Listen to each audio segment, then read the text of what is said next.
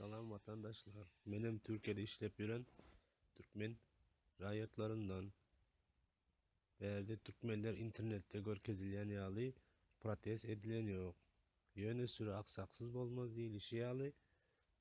Bizde Hanım Rasul ve Azat Türkmen Muzaffer ve yalı samsıklar başka birilerinin gepine gidip vatanını satyalar.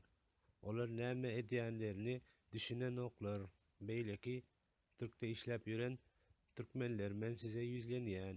Gayrat edin, şolaryň izine düşmäň. Siň etjek bolýan zatlaryňyz biderek, hökmet bilen oýun edip bolmaýa. Şu aýyň 20-sindäki geçirilen protesti Türk hökmeti goldamady.